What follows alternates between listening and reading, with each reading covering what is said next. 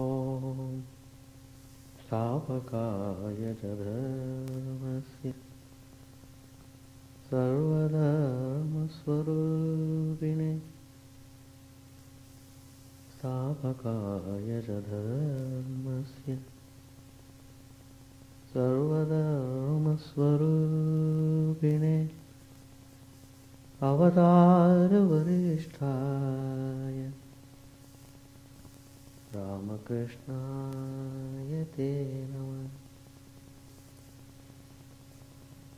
Asato ma sadgamaya tamaso ma jyotirgamaya mrityorma mritangamaya. Om Shanti Shanti Shanti. Let us bow down to Sri Ramakrishna, the embodiment of all religions, the Supreme God incarnate. Let us pray to Him to lead us from unreal to the real, to lead us from the darkness of ignorance to the light of knowledge, to lead us from death to immortality.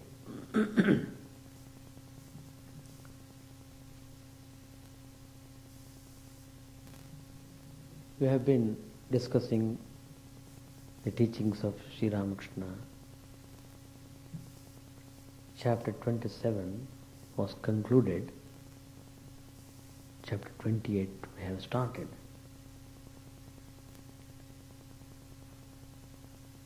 Sri Ramakrishna walked towards the Panchavati, the place where he used to sit for meditation. Along with him, M and other devotees were there. It was midday. It was time for the flood tide in the Ganges. The Ganges was near to ocean in Calcutta, so every day there would be tides. It's a fantastic sight to see the tides coming on Ganges from the ocean. It's a beautiful sight. Referring to the tides, Sri Ramakrishna said, the ebb tide and flood tide are indeed amazing. But notice one thing. Near the sea, you see ebb tide and flood tide in a year.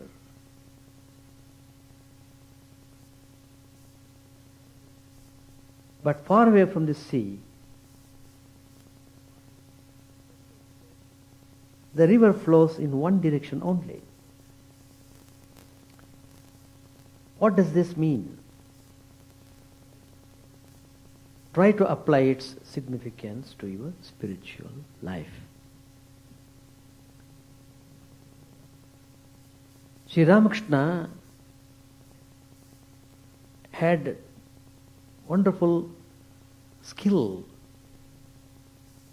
in spiritualizing everything,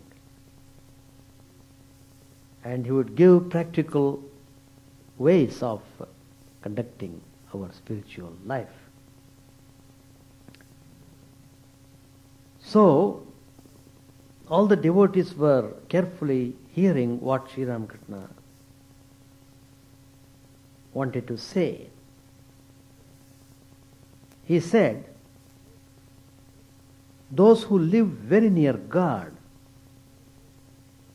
feel within them the currents of devotion, ecstasy, and the like. In the case of a few Ishvara kotis, for instance, one sees even Mahabhava and Prema.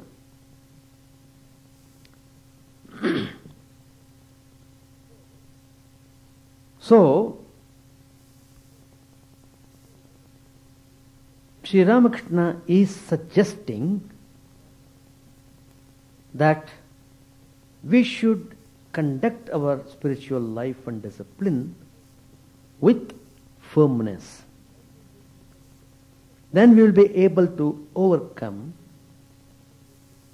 problems and difficulties on our way. That's the way to get into great joy and peace.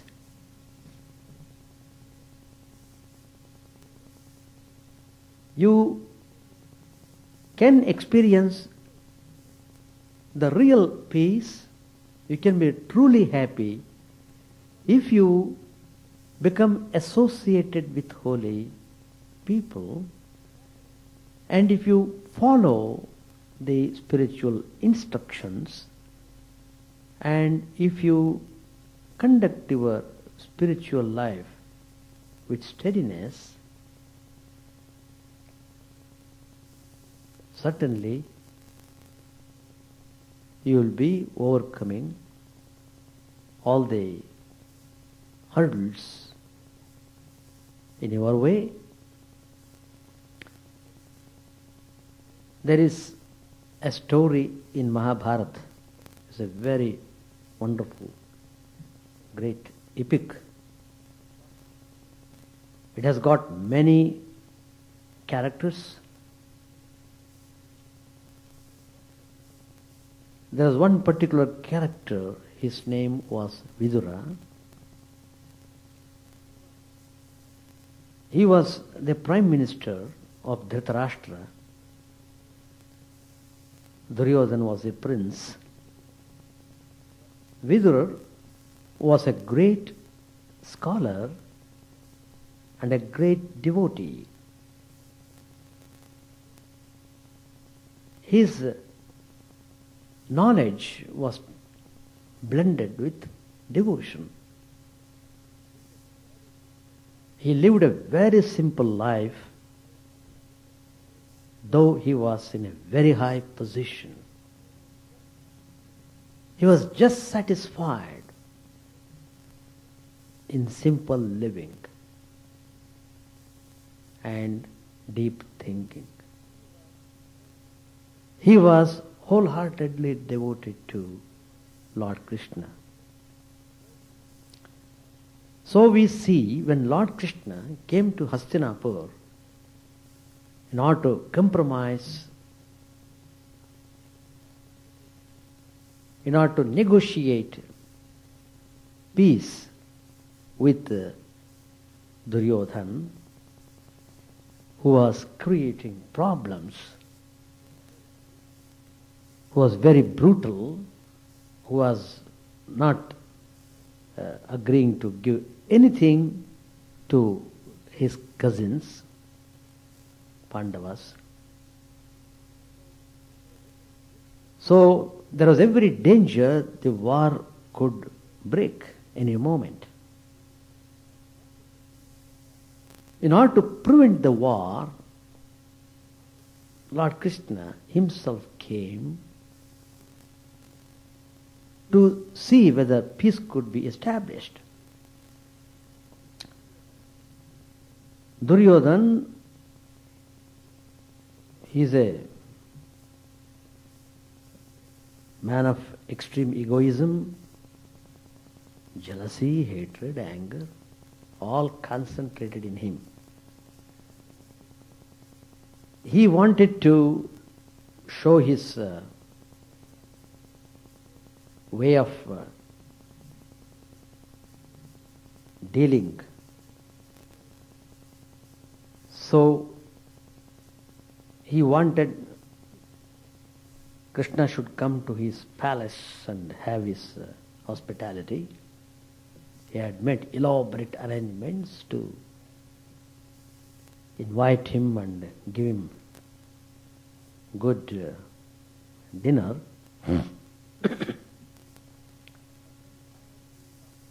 But then quietly Lord Krishna went to Vidura's home, uninvited. He went to Vidura's home because he liked him very much. He liked him because he was a very good devotee. God is always attracted by the devotee. If you cultivate the qualities of a devotee, God runs to you. You don't have to run to God. And here, Lord Krishna is coming to Vidura's home. At that time, Vidura was not in the home. Mother was there. And after initial talking about the welfare, she offered a little milk. They didn't have anything in the home other than that. Lord Krishna was supremely satisfied to drink that milk because that was given with great devotion, with great love. So it was like nectar. And Lord Krishna is drinking that milk. Drinking that milk, he blessed the whole family. The whole home was blessed. Duryodhana became very angry. What? Krishna didn't come to my place and he went to that poor fellow? Like that he was making derogatory remarks. But Lord Krishna did not bother about that. Anyway, I'm just giving you introduction to make you understand what type of person Vidura was. A very great devotee, a very great scholar, well versed in the scriptures. Such a noble person was insulted by the Prince Duryodhana. Vidura felt deeply hurt. He could not tolerate it anymore. He said, well, this is not the place for me. I should get away from this. He wanted to have some peace of mind. He just left Hastinapur, began to wander from place to place as an ascetic.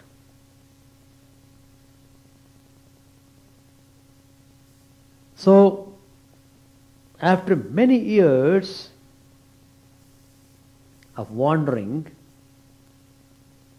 Vidura met Uddhava, another famous character, a great devotee of Lord Krishna. Probably you are aware of the book, the last message of Lord Krishna. One is Bhagavad Gita, which he gave at the Kurukshetra. The other one was the final message of Lord Krishna. It's excellent. It is a remarkable book. Uddhava Gita, it's called. Lord Krishna's teachings before he left his mortal frame. You can find those teachings in that text. So, when Vidura met him, Uddhav narrated to him all about the terrible Mahabharata war. And then he said, Lord Krishna also had left the body. And he also said how the whole Yadava race was completely destroyed.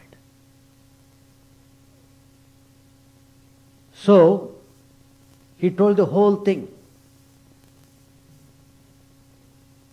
Vidura deeply pondered about the inscrutable workings of fate. Then he began to wander. He came to a hermitage of a rishi whose name was Maitreya on the bank of Ganga. So Vidura, with all humbleness and devotion, he asked the sage, well, Sukhaya karmani karoti loko nataihi sukham vanyaduparamanam cha. Sukhaya karmani karoti loko nataihi sukham vanyaduparamam cha. Vindeta bhuyastata eva dukkham yadatra yuktam bhagavan vadennaha. This verse comes in the Srimad Bhagavat. The meaning of this is, Vidura was asking a question. He said to Maitreya, well, people do work with a view to getting happiness. But they neither attain happiness nor succeed in ending their sorrow through their actions. On the contrary, they undergo suffering again and again as a result of those acts. What is your advice under the circumstances? Tell me about it.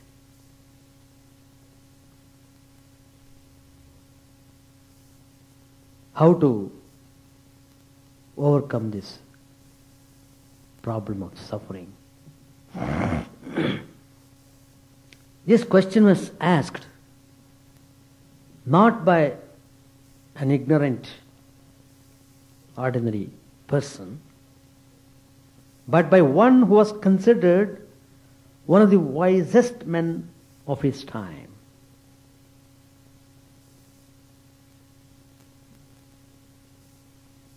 Well, what did Maitreya answer?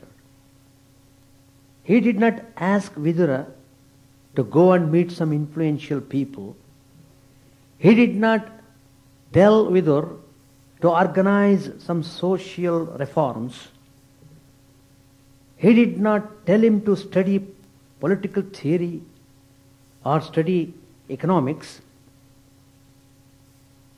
so that all the problems could be solved. He never said any of these things. On the other hand, Maitreya began to describe the glories of the Lord and advised Vidura to worship the Lord. In other words, the sage Maitreya suggested only a spiritual way to the problems of life. That's the point.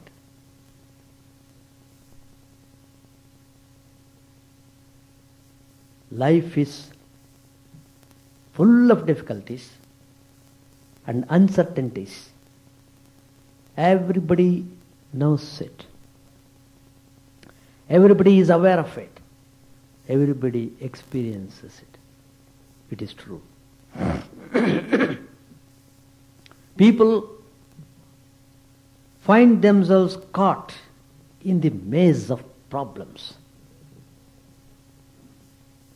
They believe that the source of all their difficulties lies in the external world, and that they are clever enough to solve all their problems by manipulating men and materials. But when they confront with difficulties, what do they do ordinarily? They run hither and thither. They try to influence or coerce others. They try all kinds of worldly means to overcome the difficulties. But they soon discover that problem solving is not so easy. It is an endless process which consumes all their time and energy. The very attempt to solve one problem creates more problems. If at all any solution is found, it proves to be partial and temporary. This is what the great sage Narad said to the king. Again I am quoting from Bhagavad. Dukkeshve katarenapi daiva bhutatma heteshu dukkeshva katarenapi daiva bhutatma hetushu jivasya na vyavachchedaha syat chet tat tat pratikriyaha yata hi purusho bharam shirasa gurumudvahan tam skandena adhatte tata sarvaha pratikriyaha. Just I am reading this Sanskrit was just so that these Sanskrit let them touch your ears. The meaning is very wonderful. Narad is telling to the king, there is no such thing as absolute freedom for the embodied being from even one of the three types of sorrow, namely those brought about by divine agencies, those inflicted by other beings, and those relating to one's own body and mind. Even if there is a remedy in a particular case, it only proves to be a temporary relief. As a man carrying a heavy load on his head may shift it to his shoulders, so are all worldly remedies. At long last, the thoughtful person comes to the conclusion that the problems of life cannot be fully solved through worldly ways. Then he begins to inquire himself, is there a total and lasting solution? This question came to Buddha 2600 years ago. If he had thought that there could be a worldly solution to the problems of life, he would have become the king and ruled the kingdom wisely. But he didn't do that. Rather, he renounced the world and practiced meditation under a tree. In other words, he too sought only a spiritual way to find the remedy for the problems of life, problems of suffering. Spiritual life, that's what Sri Ramakrishna was telling again and again. Step up your spiritual life. Do it earnestly. Be firm, be steady. That's the way to get peace and joy. That's the way to overcome all hurdles. That's the way to solve all the problems in life.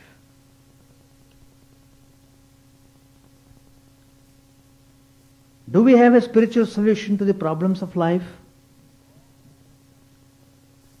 All the scriptures of the world religions are unanimous in holding that there is.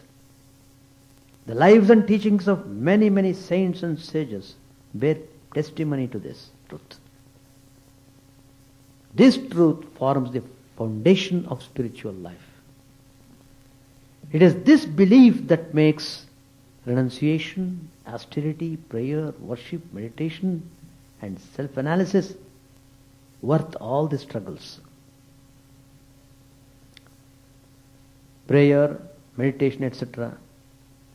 will reveal their transforming power only when they are practiced with a firm conviction that through them alone one can find a lasting solution to the problems of life. And at the same time, to practice the spiritual disciplines, but at the same time indulging in worldly ways, conceit, cunning, hatred, then it becomes a religious hypocrisy. Such people who talk of spirituality but behave in a different way, destiny punishes such people by depriving them of both worldly prosperity and peace of mind. Whether one follows worldly life or spiritual life, one should hold on to certain basic convictions. Otherwise, one will not attain success in either. Before he embarks on the spiritual quest, every aspirant must convince himself that through that alone can he attain lasting peace, joy, fulfillment, and find a total and final solution to the problems of life. When it is a fact that spiritual life can solve all the problems confronting the people, why all people don't seek the spiritual solution? One can ask that question. If spiritual solution is the only true solution of life, why is it that only very few people seek it sincerely? Spinoza, a great writer, philosopher, raises a similar question at the end of his monumental book, Ethics. He says, why is it that the way of salvation which he has shown is being neglected by almost everyone? And he answers sadly in the last sentence of his book, because it is difficult and therefore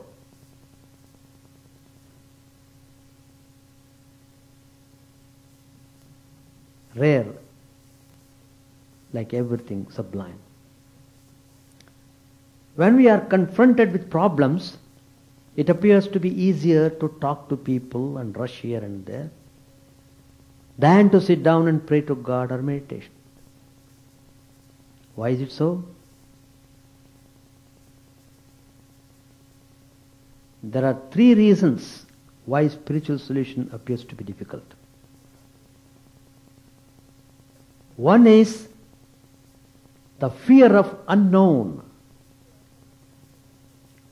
It seems to us safer to hold on to things, friends and relatives, money and materials, which are known, even though perishable, than to pray to an unknown being or dive into the unknown depths of one's consciousness.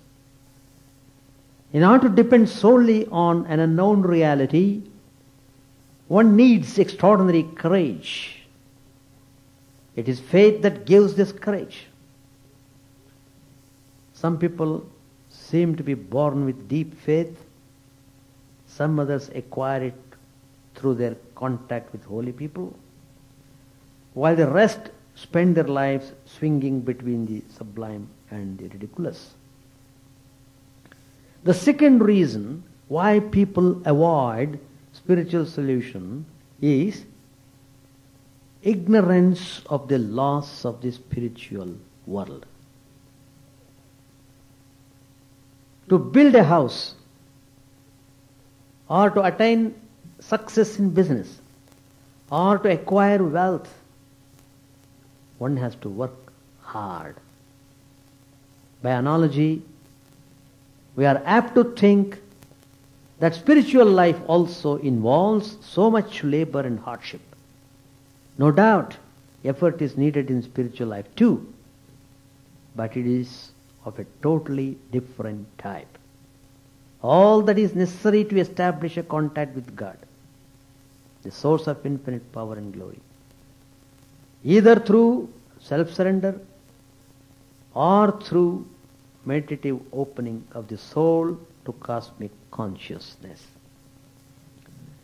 The third reason for avoiding the spiritual solution is bhoga vasana. That is the natural craving of the mind for the objects of the senses. Past actions and experiences create an outward going tendency in the mind which is so strong that few people can resist it and turn the mind inward. Spiritual life means turning your mind inwards. Spiritual life means going towards God, coming nearer to God day by day.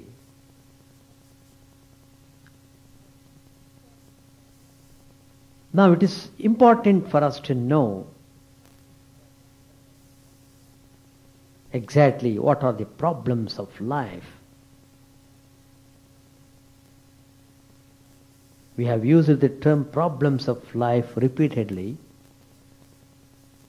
We don't mean by it scarcity of food and clothing. We don't mean that. No doubt this problem is a serious one too, but it can be remedied by adopting or making sweeping economic reforms. But there are other problems which have nothing to do with poverty and which cannot be solved through physical means. These are the intrinsic problems of life which are peculiar to human existence.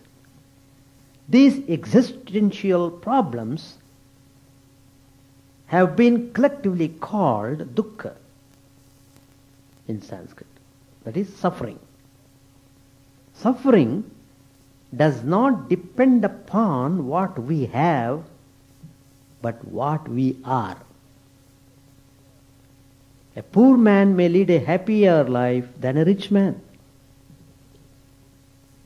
When Lord Buddha spoke of life as dukkha, suffering, what he meant was this existential suffering.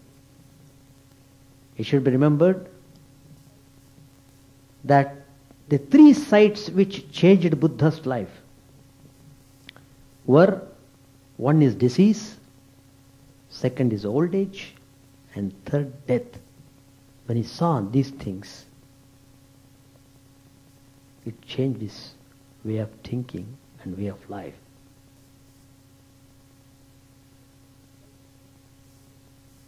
So these sights changed his life, not hunger and poverty.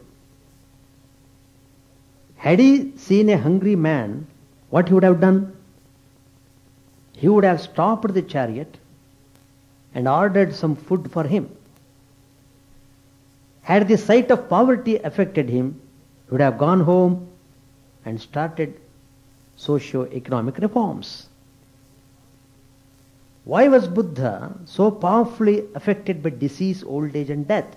Because they meant change, impermanence. Why should change be a problem?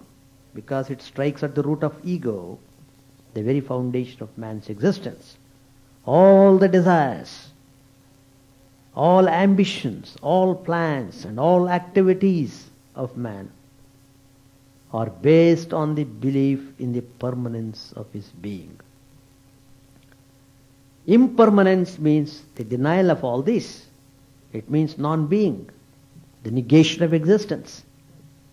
Non-existence, impermanence, is an essential part of life and a matter of common experience. but we become aware of it only at certain critical moments. Again, to take an instance from Mahabharata,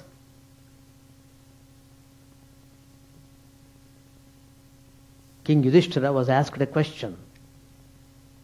What is the greatest wonder? Dharmaraj, he replied, Ahanyahani bhutani gacchanti yamalayam sheshaha stavaramichanti kimascharyamatah param.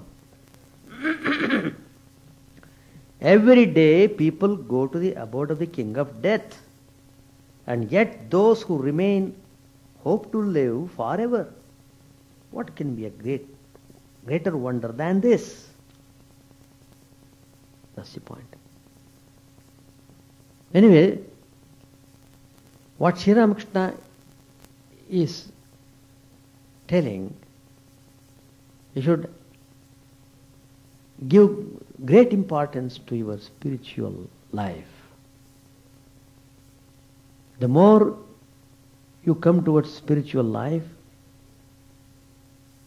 the more you will be able to get peace and joy, and you will be able to solve all the problems that you are confronting in your life.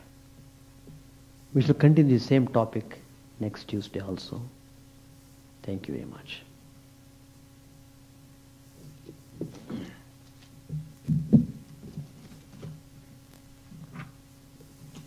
Page 533, chapter 28. It was Mahalaya, a sacred day of the Hindus, and the day of the new moon. At 2 o'clock in the afternoon, Sri Ramakrishna was sitting in his room with Mahendra Mukherjee, Priya Mukherjee, M, Babaram, Harish, Kishori and Latu. Some were sitting on the floor, some standing and others moving about. Hazra was sitting on the porch. Rakhal was still at Vrindavan with Balram. Master said to the devotees, I was at Captain's house in Calcutta. It was very late when I returned. What a sweet nature Captain has. What devotion. He performs the arati before the image. First he waves a lamp with 3 lights, then a lamp with 1 light, and last of all he waves burning camphor. When performing the worship he doesn't speak. Once he motioned to me to take my seat. During the worship his eyes become swollen from spiritual emotion. They look as if they have been stung by wasps. He can't sing, but he chants hymns beautifully. In his mother's presence he sits on a lower level. She sits on a high stool. His father was a Havildar in the English army. He would hold a gun with one hand and with the other worship Lord Shiva. His servant made a clay image of Shiva for him. He wouldn't even touch water before performing the worship. He earned 6,000 rupees a year. Captain sends his mother to Benares now and then. 12 or 13 servants attend her there. It's very expensive. Captain knows the Vedanta, the Gita, and the Bhagavad by heart. He says that the educated gentlemen of Calcutta follow the ways of the Mlecchas. In his earlier years he practiced Hatha Yoga. That's why he strokes my head gently when I am in Samadhi. His wife worships the deity in another form, that of Gopala. This time I didn't find her so miserly. She too knows the Gita and other scriptures. What devotion they have. They cooked a goat curry. Captain said they could eat it for 15 days. But she said, no, only 7 days. But I liked the taste of it. They serve a very small quantity of each dish, but nowadays they give me good portions, since I eat more than they do. After the meal, either captain or his wife fans me. They are very pious souls and show great respect to holy men. The people of Upper India are greatly devoted to sadhus. The sons and nephews of the Jung Bahadur of Nepal once visited the temple garden. Before me, they showed great respect and humility. Once a young girl of Nepal came to see me with the captain. She was a great devotee and unmarried. She knew the whole of the Gita Govinda by heart. Dwarika Babu and the others wanted to hear her music. When she sang the Gita Govinda, Dwarika Babu was profoundly moved and wiped the tears from his eyes with his handkerchief. She was asked why she was not married. She said, I am the handmaid of God. Whom else shall I serve? Her people respect her as a goddess, as the scriptures enjoin. To Mahendra Mukherjee and the others, Sri Ramakrishna said, I shall feel very happy to know that you are being benefited by your visits here. To Yam he said, why do people come here? I don't know much of reading and writing. Yam said, God's power is in you. That's why there is such power of attraction. It is the divine spirit that attracts. Master said, yes, this is the attraction of Yoga Maya, the divine Shakti. She casts the spell. God performs all his Leela through the help of Yoga Maya. The love of the gopis was like the attachment of a woman to her paramour. They were intoxicated with ecstatic love for Sri Krishna. A woman cherishing illicit love is not very keen about her own husband. If she is told that her husband has come, she will say, what if he has? There is food in the kitchen, he can help himself. But if she is told of the arrival of a stranger, jovial, handsome and witty, she will run to see him and peep at him from behind a screen. You may raise an objection and say, we have not seen God, how can we feel attracted to him as the gopis felt attracted to Krishna? But it is possible. I do not know him. I have only heard of his name, and it has fixed my mind upon him. A devotee asked, Sir, what is the significance of Sri Krishna stealing the gopis' clothes? Master replied, there are 8 fetters that bind a person to the world. The gopis were free from all but one, shame. Therefore Lord Krishna freed them from that too by taking away their clothes. On attaining God, one gets rid of all fetters.